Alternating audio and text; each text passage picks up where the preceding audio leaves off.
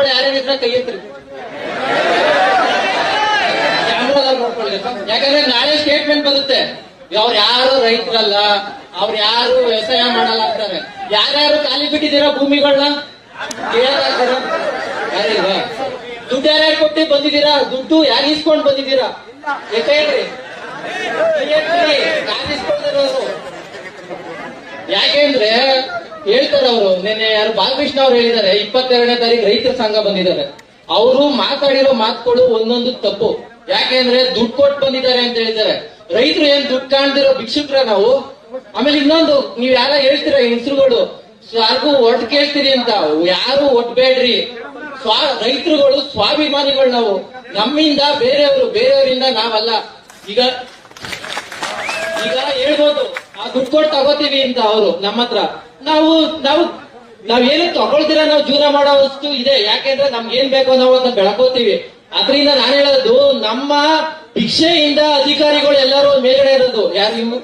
ಈ ರಾಜಕಾರಣಿಗಳು, ಅಧಿಕಾರಿಗಳು ಎಕ್ಸಾಮ್ ಬರ್ಕ್ ಬಂದಿರ್ತಾರೆ. ಇನ್ನೊಂದು GBITಲಿ ಮೆಂಬರ್ಸ್ಗಳು, ಡೈರೆಕ್ಟರ್ಗಳೆಲ್ಲ ಇದ್ದೀರಲ್ಲಪ್ಪ. ಈಗ ನಾನು ಒಂದು ಇಂಜಿನಿಯರ್ ಆಗ್ಬೇಕು ಅಂದ್ರೆ 15-20 ವರ್ಷ ಸೈಕಲ್ ಹೊಡಿಬೇಕು, ಇಂಟರ್ವ್ಯೂ ಕ್ಲಿಯರ್ ಮಾಡ್ಬೇಕು, ಆಪ್ಟಿಟ್ಯೂಡ್ ಕ್ಲಿಯರ್ ಮಾಡ್ಬೇಕು, 3-4 ರೌಂಡ್ಗಳು ಇರುತ್ತೆ. ಎಕ್ಸಾಮ್ ಮೇಲೆ ಪಾಸ್ ಆಗ್ಬೇಕು, ಎಕ್ಸಾಮ್ಸ್ಗಳು ಬರೀಬೇಕು, ಅಸೈನ್ಮೆಂಟ್ಸ್ ಎಲ್ಲ ಬರಬೇಕು.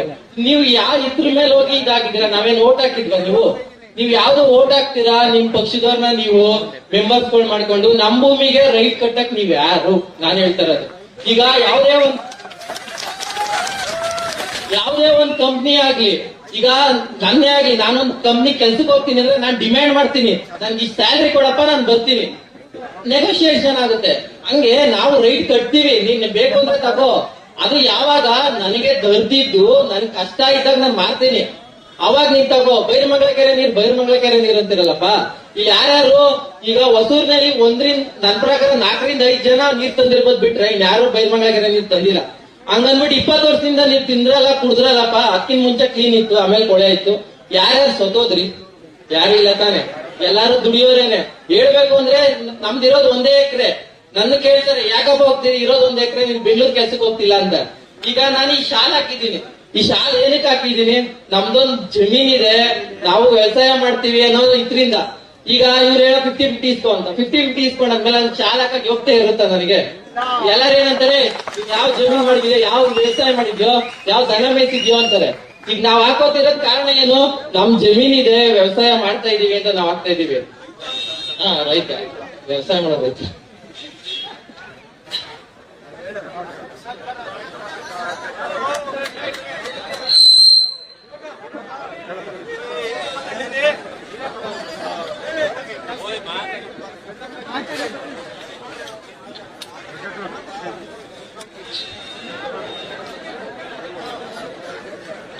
ಹೋಗಿ ಬನ್ನಿ.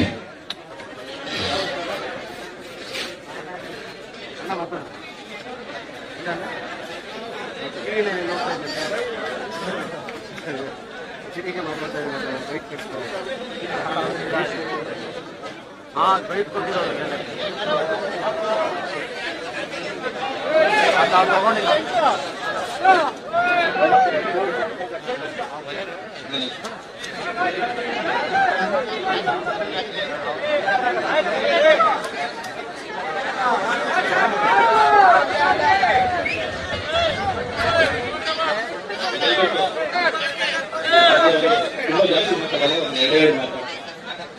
ಮಾತಾಡ್ಬೇಕು ಅಂದಾಗೆಲ್ಲ ಏನ್ ಮಾತಾಡೋದು ಅಂತ ಯೋಚನೆ ಮಾಡ್ತೀನಿ. ಇಲ್ಲಿ ಬಂದು 5 ನಿಮಿಷಕ್ಕೆ ಯಾವ್ದೋ ಏನೋ ಹಿಂದೆ ಏನ್ ಮಾತಾಡ್ಬೇಕು, ಹೇಗೆ ಎಲ್ಲ ರೆಡಿ ಮಾಡ್ಕೊಂಡು ಬಂದೋದಲ್ಲ. ಯಾಕಂದ್ರೆ ಇಲ್ಲೇ ಅವಲ್ಲ ಅಕ್ಷರಗಳು, ಎದೆಲೆ ಅಕ್ಷರ ಇದ್ದಾಗ ಯಾಕೆ ತಿಳ್ಕೋಬೇಕು? ಇಲ್ಲಿ ನಾವು ಹೋರಾಡ್ತಾ ಇರೋದು ಏತಕ್ಕೆ ಅಂತ ಎಷ್ಟೋ ಜನಕ್ಕೆ ಅರ್ಥನೇ ಆಗ್ತಾ ಇಲ್ಲ. ಯಾಕೆ ಅರ್ಥ ಆಗ್ತಾ ಇಲ್ಲ ಅಂದ್ರೆ, ದುಡ್ಡುಗೋಸ್ಕರ ಬದುಕ್ತಾ ಇದೀವ, ಭೂಮಿಗೋಸ್ಕರ ಬದುಕ್ತಾ ಇದೀವ, ನೆಮ್ಮದಿಗೋಸ್ಕರ ಬದುಕ್ತಾ ಇದೀವ ಅನ್ನೋ ಕನ್ಫ್ಯೂಸ್ ಅಲ್ಲೇ ಇದ್ಬಿಟ್ಟಿದ್ವಿ. ಇಷ್ಟು ದಿನ ಹೇಗಾಗ್ತಾ ಇತ್ತು ಜೀವನ ಅಂದ್ರೆ, ಏನೋ ದುಡಿತಾ ಇದೀವಿ, ಬದುಕ್ತಾ ಇದೀವಿ. ಆದ್ರೆ ಮುಂದೆ ಒಂದಿನ ಬರುತ್ತೆ ನಮ್ಗೆ, ಈ ಅಕ್ವೇರಿಯೇನಾದ್ರು ಹಾಕ್ಬಿಟ್ರೆ, ಅಲ್ಲಿ ಕೂತಿದಾರಲ್ಲ ನನ್ನ ಅಣ್ತಂದಿರು, ನನ್ನ ಮಾವದಿರು, ನನ್ನ ಬಾಮೈಕ್ಳು, ಆಯ್ತಾ, ಅಲ್ಲೇನಾದ್ರು ಅಕ್ವೇರಿಯರ್ ಹಾಕ್ಬಿಟ್ರೆ ಮನೆಯಲ್ಲಿ ಮಕ್ಕಳುಗಳು ದುಡಿಯಲ್ಲ.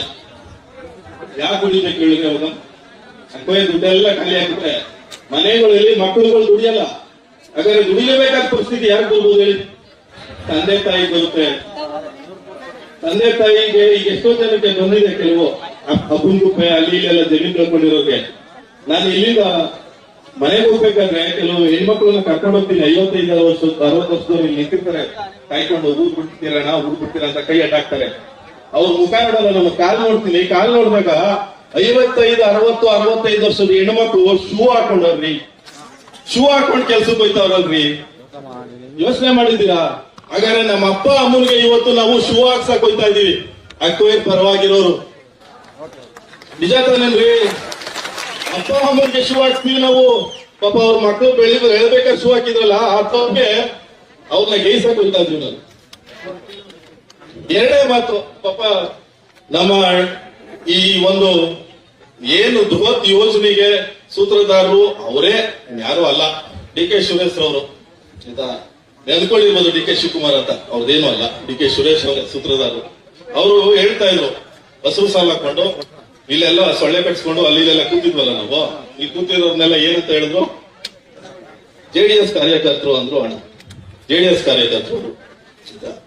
ಎಷ್ಟೋ ಜನ ಇಲ್ಲಿ 50 to 60% ಈ ಕಡೆ ಆ ಕಡೆ ಎಲ್ಲಾನು ನೋಡಿರೋದು. ಸತ್ಯವಾಗಿ ಹೇಳ್ತಾ ಇರೋದು, ಸುಳ್ಳಲ್ಲ. ಹಾಗಾದ್ರೆ ಇವತ್ತು ನೀವು ಅಲ್ಲಿ ಕೂರ್ಸಿದ್ರಲ್ಲ, ಅವರೆಲ್ಲ ಪಿತೃಪಕ್ಷದವರ?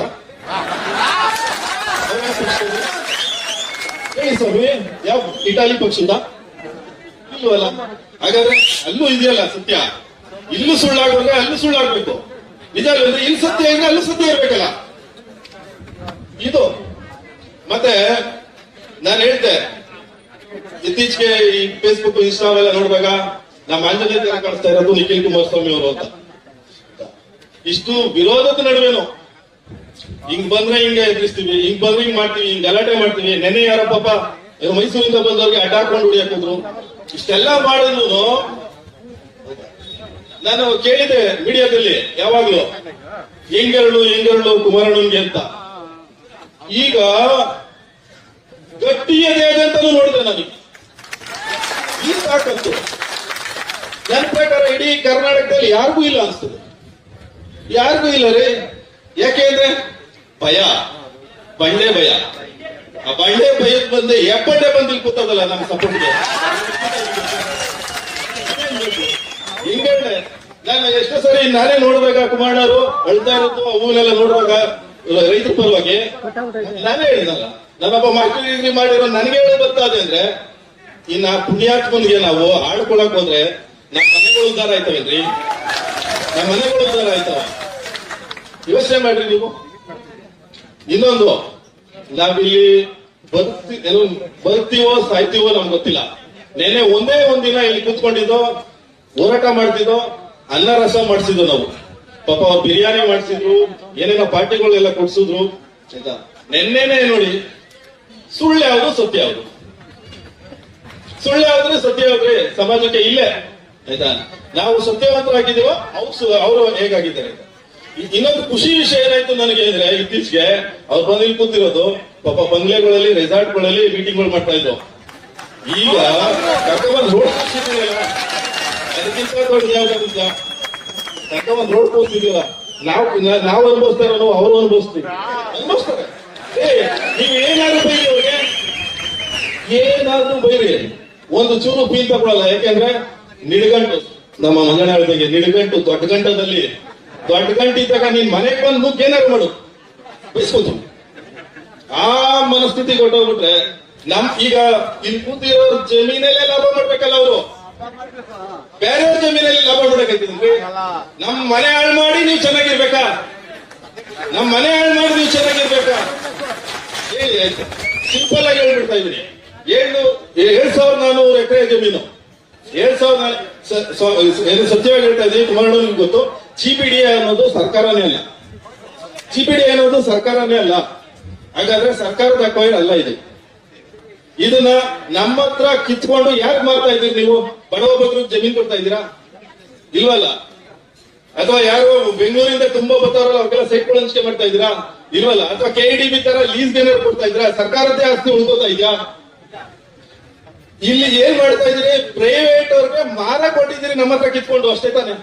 2 ಕೋಟಿ ನಮ್ಮ ಹತ್ರ ಕಿತ್ಕೊಳ್ಳೋದು, ಒಂದು 50 ಲಕ್ಷ 1 ಕೋಟಿ 1 ಎಕರೆ ಖರ್ಚು ಮಾಡೋದು, 3 ಕೋಟಿ ಏನೋ ಈ ಖರ್ಚು ಮಾಡಕ್ಕೆ ಸಾಲ ಕೊಡಕ್ಕಂದಿರೋದು. ಸರ್ಕಾರ ಇನ್ನೊಂದು ರೂಪಾಯಿ ಕೊಟ್ಟಿಲ್ಲ, ಬಿಡಿಎ ಅಥವಾ ಹುಡ್ಕೋ ಕಂಪನಿಯಿಂದ. ಹಾಗಾದ್ರೆ 1 ಎಕರೆಗೆ ಅವ್ರು ಖರ್ಚು ಮಾಡ್ತಾ ಇರೋದು 3 ಕೋಟಿ, ನಮ್ ಕೊಡ್ತಾ ಇರೋದು 2 ಕೋಟಿ. ಅದನ್ನ ಸರ್ಕಾರಕ್ಕೆ ತೋರಿಸೋ ರೀತಿಲಿ ಮಾರಿದ್ರೆ ಎಷ್ಟಕ್ಕೆ ಮಾರ್ಬೋದು ಅವರು? 4 ಕೋಟಿ. 4 ಕೋಟಿಗೆ ಮಾರ್ತಾರೆ. 1 ಕೋಟಿ ಲಾಭ ಸರ್ಕಾರಕ್ಕಾಯ್ತು. 10,000 ಎಕರೆ ಇದ್ರೆ 10,000 ಕೋಟಿ ಲಾಭ ತೋರಿಸ್ತಾರೆ. ಹಾಗಾದ್ರೆ 4 ಕೋಟಿಗೆ ಮಾತ್ರ ಮಾರ್ತಾರ ಸರ್ಕಾರದವರು. ನಮ್ಮ ಮನೆಗೆ ಎಷ್ಟು ತಂದು ಕೊಡ್ಬೇಕು 1 ಎಕರೆಗೆ ಅಂತ ಹೇಳ್ತಾನೆ ಪುಣ್ಯಾತ್ಮ. ಹಾಗಾದ್ರೆ 7,000 ಎಕರೆಗೆ ಕಡಿಮೆ ಅಂದ್ರೆ 1 ಎಕರೆಗೆ 3 ರಿಂದ 4 ಕೋಟಿ ಮಡಿಕೊಂಡ್ರೆ ಪುಣ್ಯಾತ್ಮ ಎಷ್ಟು 1,000 ಕೋಟಿ ಆಯ್ತು? ಆ 1,000 ಕೋಟಿನಲ್ಲಿ ಇವತ್ತು ಮನೆ ಕೆಲಸ ಮಾಡಕ್ಕೆ, ಇಲ್ಲೆಲ್ಲ ಡಿವೈಡ್ ಅಂಡ್ ರೂಲ್ ಪಾಲಿಸಿ ಮಾಡಕ್ಕೆ ಒಂದಷ್ಟು ಜನ ಏನಂತ ಹೇಳ್ತೀವಿ ನೀವು, ಏಜೆಂಟ್ರು, ಕಮಿಷನ್ ಏಜೆಂಟ್ರುಗಳನ್ನ, ರಿಯಲ್ ಎಸ್ಟೇಟ್ ಏಜೆನ್ಸಿಗಳನ್ನ ಇಟ್ಕೊಂಡವ್ರಲ್ಲ, ಅವರು ಯಾಕೆ ಬಯಸ್ಕೊತಾವ್ರ ಹೇಳಿ? ಈ ಹಿಡ್ಗಂಟ್ಗೆ ಅವನಿಗೆ 1,000 ಕೋಟಿ ಬಂದ್ರೆ ನೀನ್ 100 ಕೋಟಿಗಳನ್ನ, ನೀನ್ 100 ಕೋಟಿ ಇದ್ರೆ ನನ್ನ ಅರ್ಗಲ್ಲಿ ಇರೋಂಗೆ ನಿನ್ಗೆ 3 ಕೋಟಿಗಳ ಅಟ್ಲೀಸ್ಟ್ ಸಿಗಲ್ವಲ್ರಿ? ಸಿಗ್ತದ ಸಿಗಲ್ವಾ? ನನಗೂ ಒಂದು 5 ಕೋಟಿ ಕೊಟ್ಟಿದ್ರೆ ನಾನೇ ಇಲ್ಲಿ ನಿಂತ್ಕೋತಿದ್ದೆ, ನಾನು ಅಲ್ಲೇ ಹೋಗ್ಬಿಡೋನೆ. ಆದ್ರೆ ಕೋಟಿ ಬಗ್ಗೆ ಯೋಚನೆ ಯಾವತ್ತೂ ಮಾಡ್ದಲ್ಲ ನಾನು. ಏನೋ ಬದುಕ್ತಾ ಇದೀವಿ, ಒಂದಿನ ಸಾಯ್ತೀವಿ, ನೆಮ್ಮದಿಯಾಗಿರ್ಬೇಕಷ್ಟೇ. ಅದು ಬಿಟ್ಟು ಇನ್ನೇನದ ಜೀವನದಲ್ಲಿ ಏನು ಇಲ್ವಲ್ಲ. ನಮ್ಮಪ್ಪ ನಮ್ಮವ್ವ ನನ್ನ ಹೆಂಡತಿ ನನ್ನ ಮಕ್ಕಳು ನಮ್ಮ ಅಕ್ಕ ನನ್ನ ಬಾಮೈಕ್ಳು ಅಂತ ಆರಾಮಾಗಿದ್ದಾರಲ್ಲ. ಇವತ್ತು ಈ ಮಟ್ಟಕ್ಕೆ ನೀವು ಬಂದು ಆ ನಿಡ್ಗಂಟೆ ಎತ್ಕೊಂಡ್ ಬಂದ್ಬಿಟ್ಟು ನೀವು ಡಿವೈಡ್ ಅಂಡ್ ರೂಲ್ ಪಾಲಿಸಿ, ಯಾರು ಲಾರ್ಡ್ ಕರ್ಜನ್ ಮಾಡಿದಂಗೆ ಬ್ರಿಟಿಷ್ ಆಳ್ವಿಕೆ ತರ್ತಾ ಇದ್ದೀರಲ್ಲ ಸ್ವಾಮಿ, ಇದಕ್ಕಿಂತ ಉಚಿತನ ಏನು ಇದೊಂದು ಯಾವ್ದಾರು ಇದೆಯಾ? ಸೊ ನನಗೆ ಇನ್ನೂ ಮಾತಾಡ್ಬೇಕು ಅನ್ಸುತ್ತೆ. ಅಣ್ಣ ಮಾತಾಡ್ಲಿ, ಅದಕ್ಕೋಸ್ಕರ ನಾನು ಮಾತು ಮುಗಿಸ್ತಾ ಇದ್ದೀನಿ.